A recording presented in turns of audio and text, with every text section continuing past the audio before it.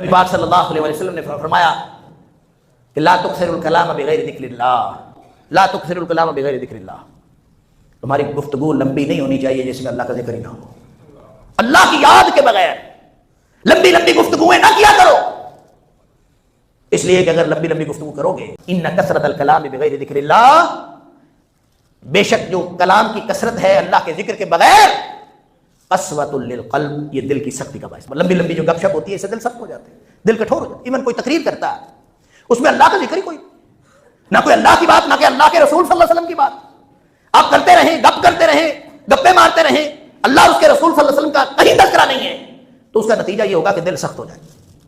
نبی پاک صلی اللہ علیہ وسلم گفتگو فرمایا کرتے تھے، لوگوں کے دل نرم ہوتے تھے۔ نبی کریم صلی اللہ علیہ وسلم خطبہ ارشاد فرماتے تھے، سن کے لوگوں کے دل نرم ہوتے تھے اور یوں توجہ ہوتی تھی، اللہ اکبر۔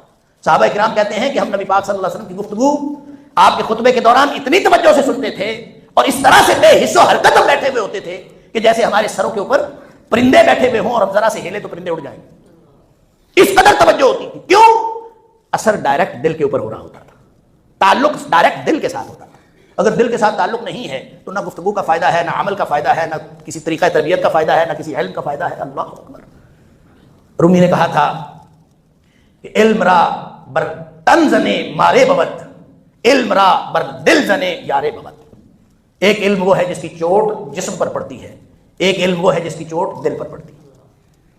جس علم کی چوٹ جسم پر پڑتی ہے، انسان علم پڑھتا جاتا ہے، اس کا معیار زندگی بلند ہوتا چلا جاتا ہے، اس کا لباس جب تبدیل ہو گیا، اس نے علم پڑھا، اس کا کہتا ہے پڑھے لکھے والا لباس پہن کے آیا تھا، لباس بدل گیا، گفتگو کا سٹائل بدل گیا، بیٹھنا اٹھنا بدل گیا، رہن سہن بدل گیا، لیونگ سٹائل بدل گیا۔ کیا ہوا؟ علم پڑھا ہے، علم پڑھنے سے سارا کچھ بدل گیا۔ تو رومی کہتے ہیں کہ جو جس دل کی چوٹ جسم پر پڑتی ہے نا، وہ انسان کے لیے سانپ بن جاتا ہے۔ یہ دشمن ہے مارے بوت، یہ انسان کا دشمن ہے جس کی چوٹ صرف جسم پر پڑتی ہے، انسان کو کوئی اور فائدہ نہیں ہوتا۔ اور علم را بر دل زنے یارے ببد، اس انسان کا دوست علم وہ ہوتا ہے جس کی چوٹ اس کے دل پر پڑے اور اس کے دل کو صحیح جاتے۔ لہذا اگر وہ گفتگویں ہیں جس کے اندر اللہ تعالیٰ کا کوئی ذکر نہیں، اللہ کے رسول صلی اللہ علیہ وسلم کا ذکر نہیں، تو فرمایا قسوۃ للقلب ان کثرۃ الکلام بغیر ذکر اللہ قسوۃ للقلب۔ اللہ اکبر۔ کہ جو کلام کی کثرت جس میں اللہ کا ذکر نہ ہو وہ دل کی سختی کا باعث بنتی ہے۔ وَإِنَّ أَبْعَدَ النَّاسِ، اور اللہ کے قریب اللہ کے سب سے زیادہ دور وہ ہوتا ہے القلب القاسی، جو سخت دل والا ہوتا ہے وہ اللہ کی رحمت سے سب سے زیادہ دور ہوتا ہے۔ لعنت کا معنی یہ ہے، لعنت کا مطلب ہوتا ہے اللہ کی رحمت سے دوری۔ تو ان ابعد الناس من اللہ القلب القاسی، اور جو سخت دل والا ہے وہ اللہ کی رحمت سے سب سے زیادہ دور ہوتا ہے۔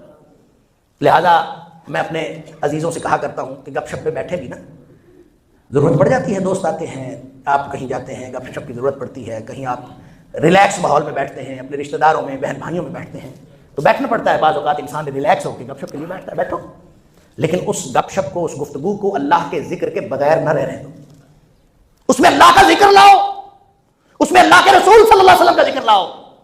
تھوڑی دیر بعد بتا دیا، کچھ کوئی بات کر دی، اللہ نے یہ فرمایا ہے، تھوڑی دیر بعد یہ بات کر دی، اللہ کے رسول صلی اللہ علیہ وسلم نے یہ فرمایا ہے، کوئی نہ کوئی تذکرہ اس کے اندر آ جائے تاکہ وہ گپ شپ قسوۃ للقلب، دل کی سختی کا باعث نہ بنے بلکہ دل کی نرمی کا باعث بنے۔